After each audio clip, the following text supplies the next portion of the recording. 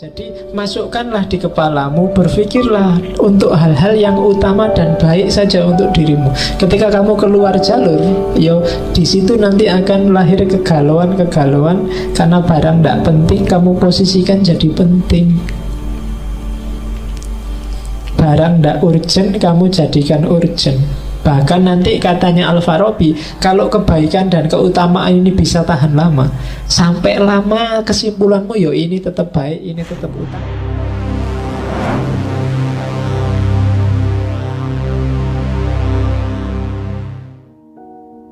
Assalamualaikum warahmatullahi wabarakatuh. Keutamaan berpikir. Oke, berpikir itu apa sih? Berpikir itu kan menemukan yang penting dan baik untuk hidup kita. Kita mikir itu kan selalu begitu. Nyari yang enak, nyari yang pas, nyari yang sesuai untuk hidup kita. Biar mendukung kebahagiaan, usahakan, katanya Farabi, berpikirlah hanya tentang yang baik-baik dan utama-utama. Dan pertahankan ini untuk jangka waktu yang lama. Jangan mikir yang remeh-remeh yang tidak ada gunanya, yang tidak penting. Biasanya itu sumber kamu tidak bahagia. Tiba-tiba kamu galau. Kenapa kok kamu galau?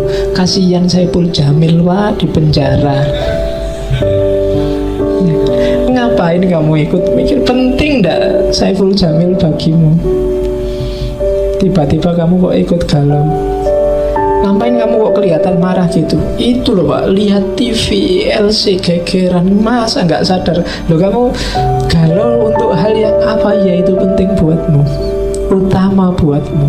Apa ndak ada yang lebih utama, yang lebih baik?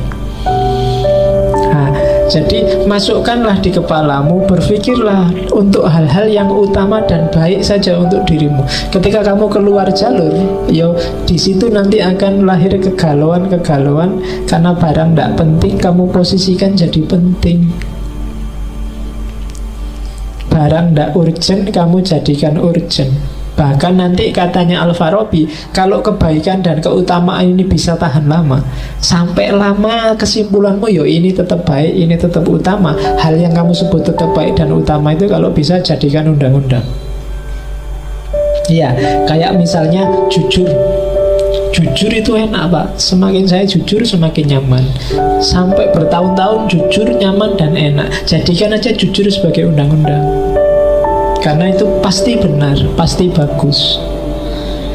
Anti korupsi itu ternyata lebih enak. Anti korupsi dirasakan lama, hidup lebih nyaman, nggak kesusu-susu, nggak merasa dikejar dosa.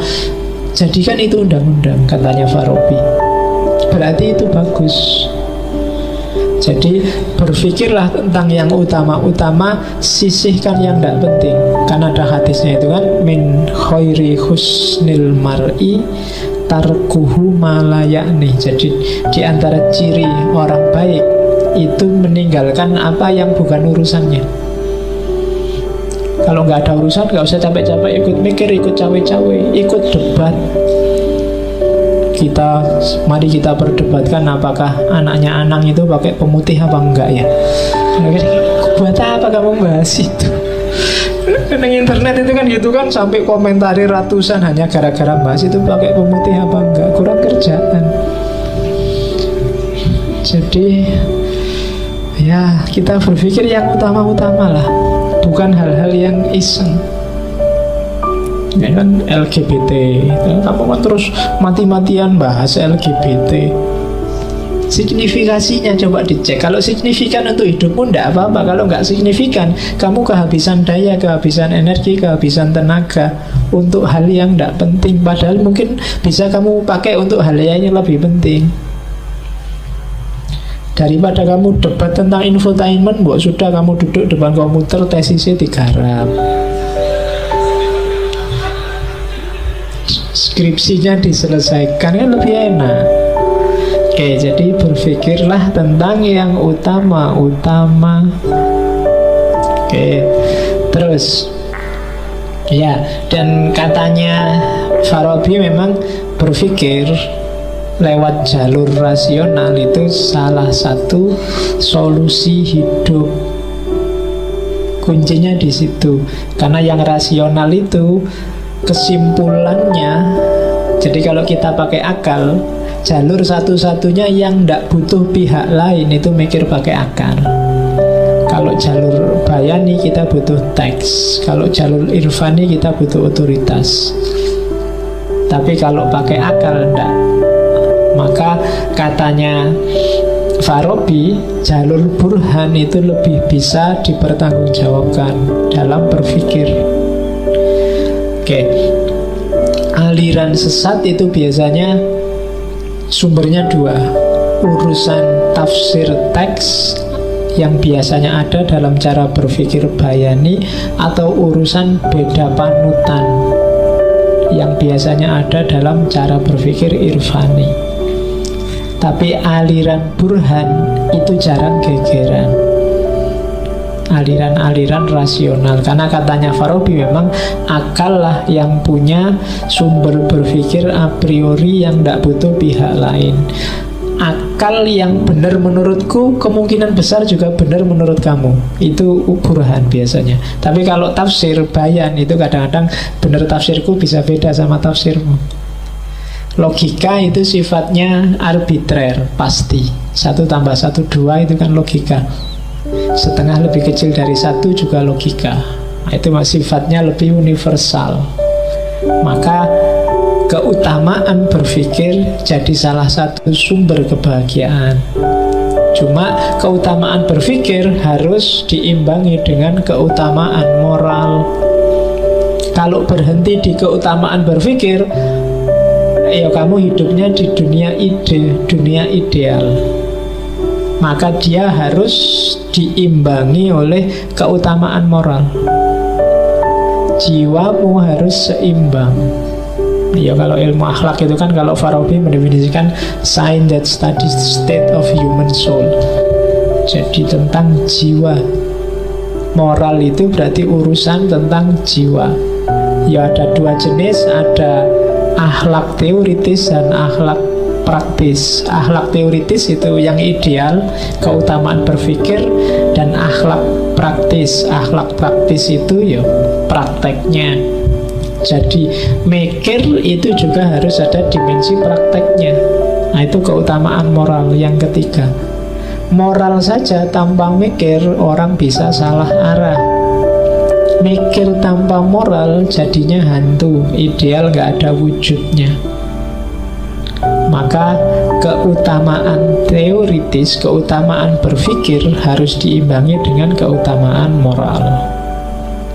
Kamu punya teori-teori banyak, cara berpikir yang bagus, tapi nggak punya implikasi praktis, ya pikiranmu paling banter jadi buku dan jadi koleksinya perpustakaan.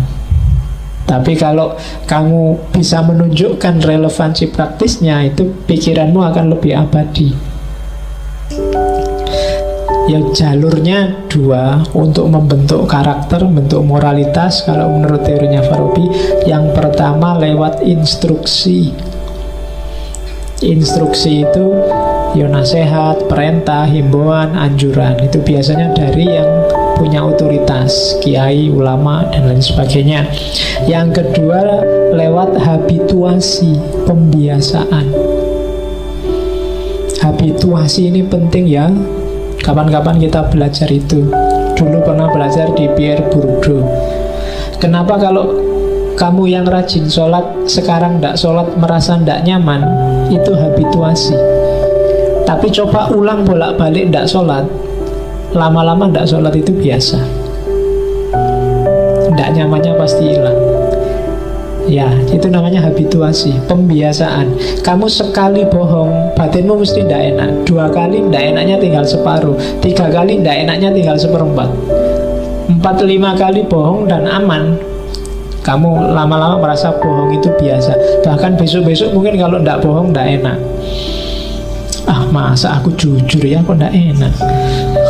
Nah, bisa loh kayak gitu. kok ndeso banget aku, kok jujur banget, kok lugu banget, harusnya ya roto. Nah itu biasanya sudah kebalik. Kalau semula nggak jujur nggak enak, sekarang jujur nggak enak. Itu habituasi. Oke, kayak ngaji malam Rebo ini loh. Kadang-kadang libur juga nggak enak, biasanya ngaji, ya itu habituasi. Tapi kalau kosong 2, 3, 4, 5 sampai 6 kali itu, kalau nggak kosong kamu malah heran, loh kok nggak kosong Pak? Biasanya kosong. Sementara kamu kagetnya kalau pas kosong, karena biasanya saya masuk. Nah, itu namanya habituasi. Jadi pikiranmu tergantung kamu biasakan untuk apa. Moralitas sumbernya juga habituasi. Kalau kamu terbiasa melakukan perbuatan baik itu biasa, tidak luar biasa. Dan kebalikannya juga. Oke, keutamaan moral. Yang keempat, keutamaan kreatif. Jadi keutamaan kreatif praksis itu keutamaan dalam berkarya. Jadi bahagia itu tidak semata-mata moralnya bagus, pemikirannya bagus, teorinya benar, tapi juga praksisnya kreatif. Dalam arti kalau bahasa hari ini mungkin kontributif, ada sumbangan karyanya. Ini mungkin bisa kamu sambungkan dengan filsafatnya Karl Marx tentang kerja. Manusia itu merasa bermakna, merasa eksis saat dia bekerja, memproduksi sesuatu. Jadi cuma karya itu akan utama. Utama itu berarti penting, bernilai kalau lahir dari orang-orang yang utama. Kalau manusianya tidak utama, karyanya tidak akan utama. Caranya untuk utama gimana? Keutamaan teorinya ada, keutamaan proses berpikirnya ada, keutamaan moralitasnya ada. Jadi orangnya pinter, pengetahuannya banyak, itu kan pinter. Orangnya cerdas, proses berpikirnya jalan, dan orangnya bermoral, maka karyanya pasti kontributif, pasti utama. Dan orang semacam ini dia sendiri bahagia dan bisa membahagiakan orang lain.